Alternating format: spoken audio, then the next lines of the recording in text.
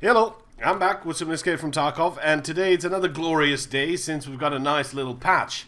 And this time around we'll start off with the new map, the labs. It's available for you to play. Now this facility is located underneath the streets of Tarkov. Now, one thing to keep in mind, I've seen this a couple of times in Discord and I've seen a few people complaining about a couple of things. I have not got my insurance back.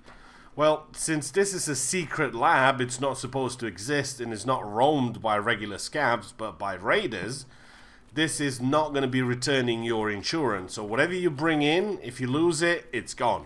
Unless you get a friend to sort of bring it out for you or something like that. But otherwise, if you've died on your own, you will lose it. So there's not going to be any insurance here.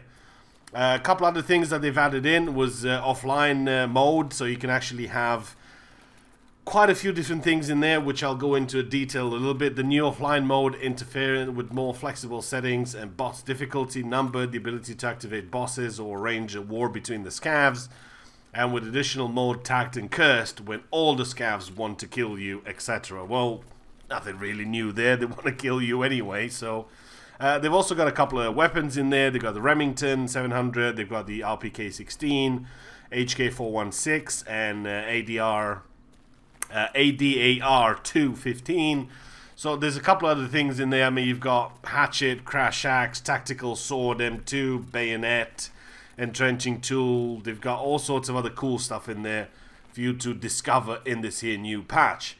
So I gotta say, going back to the map, I was expecting this to be kind of a small map. I was expecting this to be sort of factory-ish like, which may be just a little bit bigger, but as it turns out, I mean, this is absolutely huge. It's multiple levels, all sorts of underground stuff that you'll be able to find, and catacombs and loot, and the raiders in here, they're absolutely crazy how good they are. I mean, obviously they're going to be pretty tanky, and when I mean pretty tanky, I mean it takes 20-30 bullets to kill one of them, unless he doesn't have a helmet or something. They're extremely spongy, so it's going to take you quite a bit of time to kill one of these. I've had it when I've done sort of 25 shots into him to actually kill him and barely did 370 damage or something like that. So keep in mind that that will take a little bit of hitting if you want to take some of these dudes down. Now, one of the easiest things I found in order for you to find them, if you just go in and just want to try this out for yourself, obviously you could do it in the PvE and you can just enable the bots, and once the bots are in there you can start sort of testing it out. But once you get into that room, which I'll get into a little bit later on, all you got to do is press the button and they will converge. Every single scav will start coming out. I think at one point I killed about 13 of them, and every single one of them had armor, had AKs, 103s, 104s, 105s, whatever they had, plus helmets and the best armor and the best bullets, and they had really good stuff on them. So I suspect the labs itself, the Terror Labs, it's going to be, if you're really looking for loot, I mean, this is going to be it. I mean, you can escape with a lot of good stuff out of this. It might not be, I didn't really find too many boxes. I mean, there's the odd box here and there, or maybe there's something secret that I've not yet found, but mostly where the good stuff is going to be on these new types of enemies, which are called raiders and not regular scavs. And you'll sort of look like USEX, and they'll speak English and Russian and all that sort of stuff, and it's pretty cool. So once you get into this room and you push that button to my right, they will converge on you, and once you take them down, and this is just a bit of a sample what I've gathered off them, and I didn't really take that much. I've taken a few things here and there just to show you what it looks like, but they will keep coming at you and they will have so much stuff. I mean, if it's a couple of you in there, chances are that you'll both leave with full backpacks on top of backpacks on top of backpacks of good stuff. And there's still more. I can still hear more of them sort of talking in the behind the wall somewhere that I don't know exactly where they are. But if you come in a couple of friends here, you're probably going to end up leaving with quite a lot of stuff. It's all a matter of how much are you willing to take before you go. I mean, how greedy can you be before you go? Because loot, there is plenty. It's just a matter of staying as long as you want and thinking, well, I'm full, I'm going to go. As for performance, it's pretty much the same as before. I don't really see anything different. I'm still getting the odd freezes. When you push in sort of buttons, and when you're doing certain things, like especially when you're pushing this button to open the door, you're going to be getting a bit of that. But about 20 seconds later, you should be good to go. You get the odd dip here and there, so not much of a difference in there. Oh, saying about that, look, there's one right there. Another new thing what they'd added in the patch is another scav boss. I was kind of hoping this guy is going to be a bit more special. It looks like he's just him on his own. It's a pure Blattman Slav. I mean, he's dressed in the right colors, so at least they've got that going for himself. But apart from him on his own, he doesn't have the acolytes like you'd have, say, a couple of bodyguards in customs. This guy seems to be alone. Maybe I've just caught him out a couple of times on his own. Plus, he has a nice RPK on him. But he's got some nice armor, nice helmet, so you could be just sort of rushing this guy and taking him out.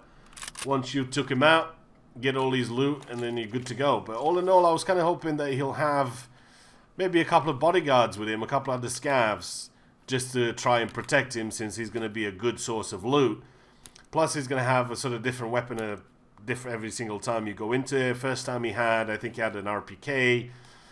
Then the second time he had a, I think it was an AKM-S.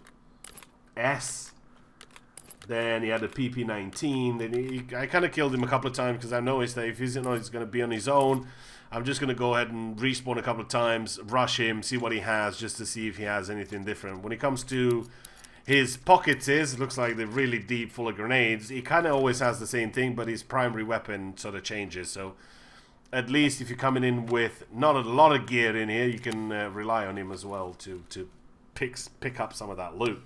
Another thing that I've found interesting in the patch notes is that a lot of the time back in the old days, people used to complain that the hatchet, the axe, used to be able to be picked up by other players and you can use it and then it's yours. Now you can't actually pick up somebody's knife anymore. So I'm thinking that's sort of their way of making it, sort of making your knife look special because you've bought the EOD edition and nobody else should have it. I'm not really sure if Fen still sells it. I mean, he used to have like 11,000 of it or something to sell. So I'm guessing they're probably going to end up removing that so nobody has that unless you have an EOD edition. They kind of get into that point. So let's go ahead and just shoot this up a couple of times to see what this RPK looks like. It looks pretty cool. That drum mag looks nice. So there we go.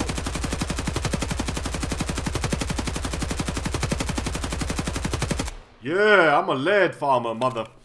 Yeah, so not too much recoil on that. Basically, kind of no recoil, which I'm loving that. I'd love to show you some more of the other weapons that they've got in, but I'm only level 13, and I can barely buy the crappiest of things, so I can't really buy anything yet. But another cool little addition to customs, for those of you that enjoy it. I enjoy customs. I think it's a really fun map. This is a nice extension to the gas station. I mean, before, remember how it was, as soon as the scav boss was in, there was always that one guy or a squad taking him out from one set position. There's only sort of 2-3 different positions where you can effectively sort of take him down. But again, at the same time, you know, all the other players would know exactly where you are. So this gives you a little bit of the high ground, so you could get yourself into the OB1 position. You do have the high ground. It's fairly easy for you to take them down. There's plenty of open space. I've not really seen a lot of loot here. There's a couple of boxes here and there, and I've seen a few medical. But as for sort of high intensity loot, if you will, I've not really seen any, unless there's some hidden one somewhere. But it should give you a nice vantage point to the gas station. You'll be able to take everybody out nice and quietly. Especially there's Rishala there, taking him out from this position. Once you get up here and you get into a good position with a silenced weapon, they don't even realize that you're picking them off one by one. I mean, I took about 3 of them down before the other ones actually realized what was going on. There was one after the other were coming headshot after headshot, and they just didn't realize what was going on. So it's definitely another good position where you can be a bit more effective when it comes to the scav boss. While he's not going to be there every single time, if it does, at least you have a bit more choice now for your attack, as it were. So your plan of attack should be a little bit different now, because you do have a bit more of a choice. But I gotta say, my favorite thing out of this, it's not going to be the scav boss, it's not going to be any of that, it's going to be the offline mode, where they've added a couple of different options that you can actually choose for yourself. So if you're looking for a real challenge, put everything to high or impossible or insane or whatever it is. Get yourself into a horde. So you want to put them to horde. So what does that mean? That just means that they'll just keep on respawning. They'll never end. So let's say you go to a location where you've got 5-6 different scavs that spawn there. Once you've killed those, give them 30 seconds, they'll just come back again. So in order for you to get that, you go into your main menu, choose a map that you want, just press next, go ahead and use the PvE, the online sort of mode, and then you can choose here how do you want the difficulty to be, how many numbers of them, do you want them to be high, low, medium, whatever, it's up to you. You can also be tagged and cursed.